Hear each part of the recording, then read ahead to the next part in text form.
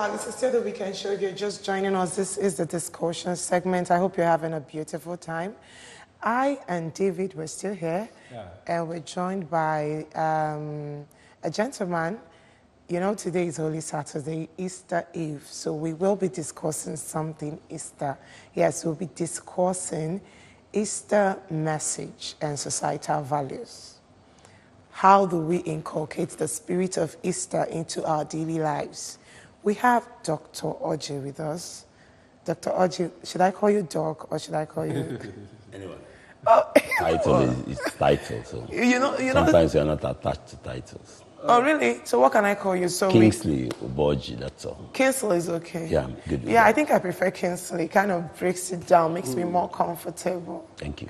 So how do you normally celebrate your Easter? Let's start from there before.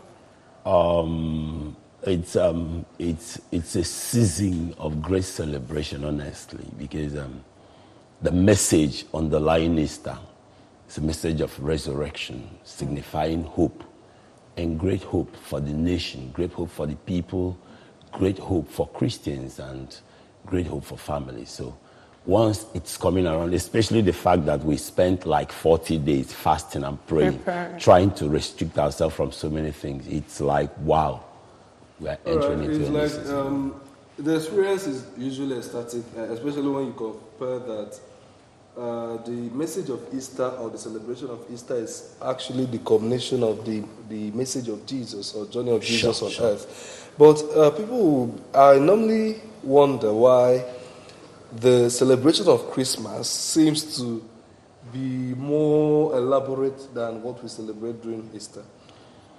You know, Christmas is normally towards the end of the year. Yeah, so. And the Igbo people have developed this culture of homecoming during Christmas. So that's why it's like Christmas has a greater message. But the truth is that Christmas is a message of birth, newness. Okay. So, and it's end of year stroke beginning of year. So there's two celebrations going on. So because of that, most people focus on Christmas. And there are a lot of holidays there. Yeah, free definitely. time. Yeah, sure. All right, sure. so let's join Rume on the streets and find out what people on the streets feel is the significance of this Easter celebration.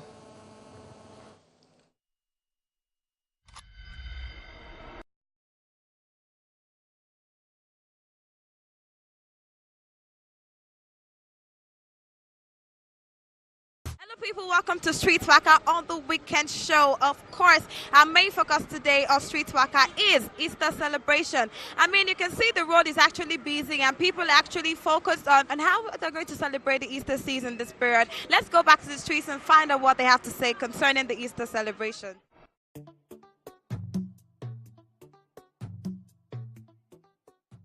Oh, this is a wonderful season. The season that Christ died on behalf of us. He really loves us. And he wants us to imitate that love. Love one another. Care for each other. Forgive our brothers and sisters.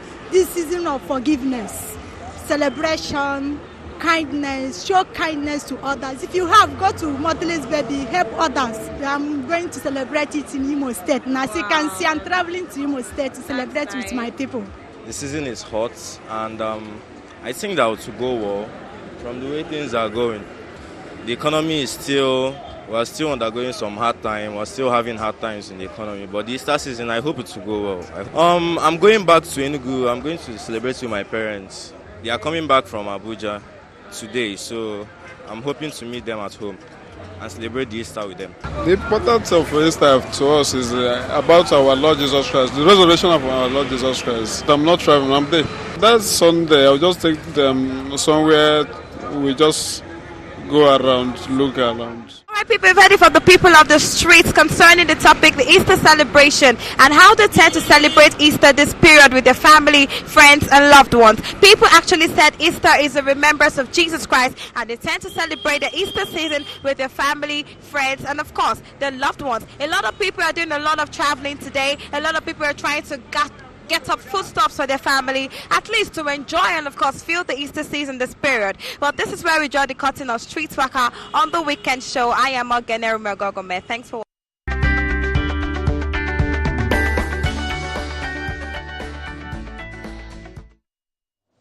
A lot of people, I think I enjoyed the first lady who said visit motherless babies. But someone told me something, and one of my callers on the radio said something yesterday. Said, "Ndi Nigeria na like Bible you get." Now you might see a mother who is rarely home, or let me use parents because fathers are not exception. Now you see a father who is rarely home with his family, and now Easter. It's a holiday. You're supposed to celebrate it with your family. You're still going to the motherless babies. When your children are already feeling like motherless and fatherless baby. I'm not saying it's wrong to visit. But then I want to know, why is it that most times when you talk to Nigerians during festive period, they tell you less privilege, less privilege. Is it a crime to want to celebrate it with yourself or with your family? I think, honestly, what you're saying makes a lot of sense, and I've not really given it a serious thought. But I think there is this problem of people having a wish. They wish to do something, and when they don't do it, they say it so many times. In actual sense, they don't do it that way. They don't do it that way. If you observe people's life, people say, we like boasting. Yeah, like they brag. Yeah, saying things we wish we can do. We want to be too religious, but the truth is that sometimes we are not as religious. It's just like... Yes, we seem to be too religious. People tend to speak a lot during Easter like this, sharing the message of Jesus, how, like I saw someone sharing on Facebook this morning actually, why she couldn't sleep, feeling like Jesus was in the tomb. So why should she sleep? So what I'm saying is this. How do we actually imbibe the true... We've celebrated Easter for several years, millions of years, thousands of years. How do we actually inculcate the message of Easter into our lives, practically? I think, first thing first, people should start telling themselves the truth. So many times we have a lot of makeup. We live a fake life. We tend to present what we are not. We try to buttress and portray something that is not real, because everybody wants to be perfect. Nobody wants to really show that he has a weakness. We all want to be saints. And so many times it affects the fundamentals of life. I think if people, let me be particular with myself. I've not been around. I've been in Kefi for a very long time. Okay. I came back and my kids were like, "Daddy, when are you traveling again?" I said, "But I just came back. I've got to stay with you." And that is why going out is somehow difficult for me. I had to get everything to make the home comfortable, because if I don't spend these 2 weeks enough for them, maybe when I go out again, it becomes a call thing when you call them and you start telling stories. But these 2 weeks, I would have to spend quality time. So somebody has to start creating the consciousness of what is lacking. Of course, charity begins at home. Yeah. I think if people start that, we'll be able to change some of those things we wish to do that we're not doing.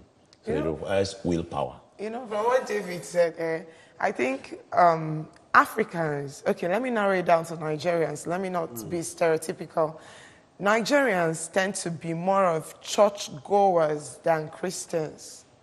We all know the story of Jesus. Sure. And then when you go down the streets, when you listen to people speaking on the streets, you know that they really understood what Jesus passed through.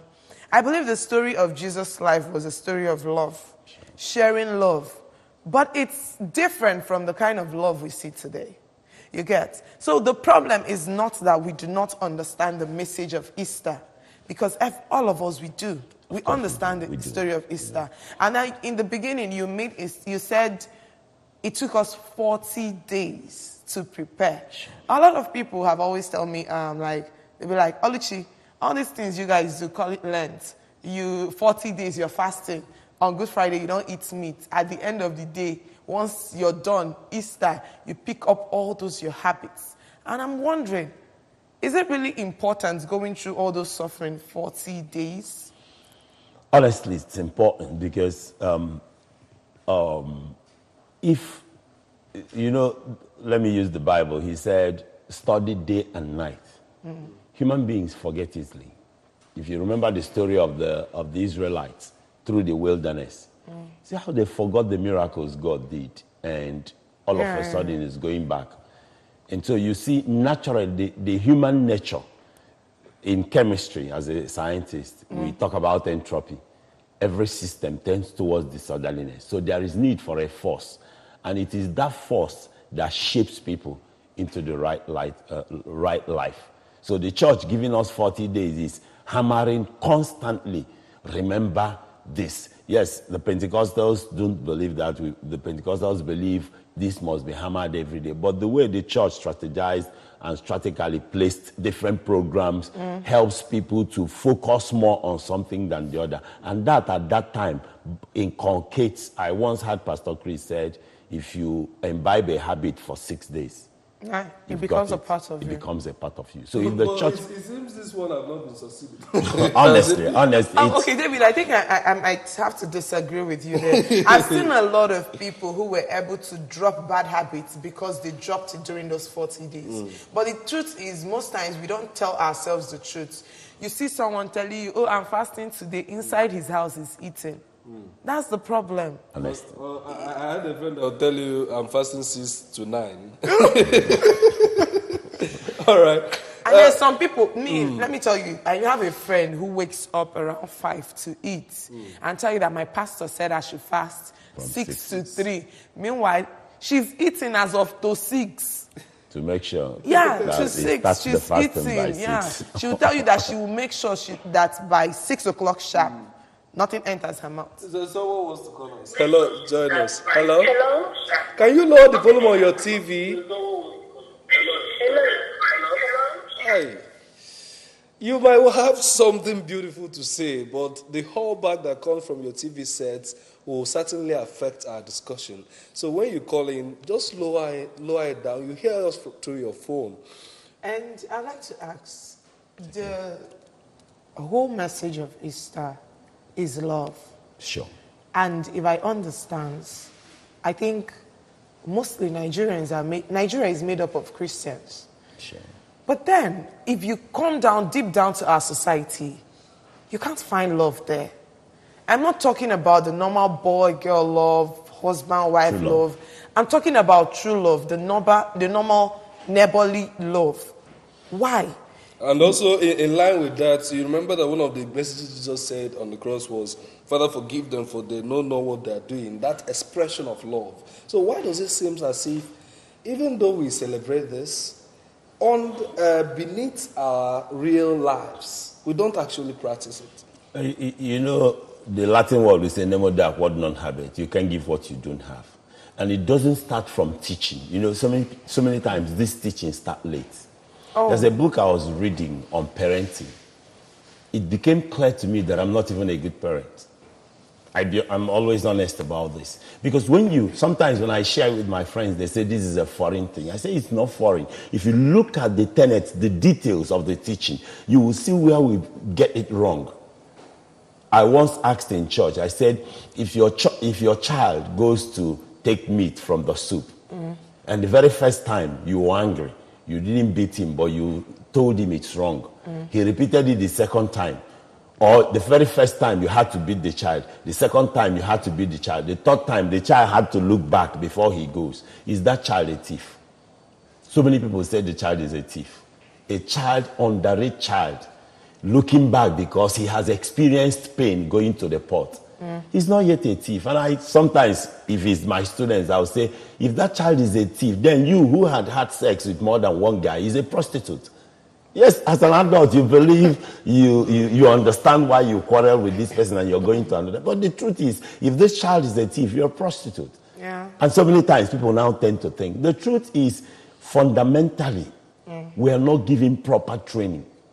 You know, marriage is a business or a course where you're giving the certificate before you start. And who amongst these parents is a good father or mother to children?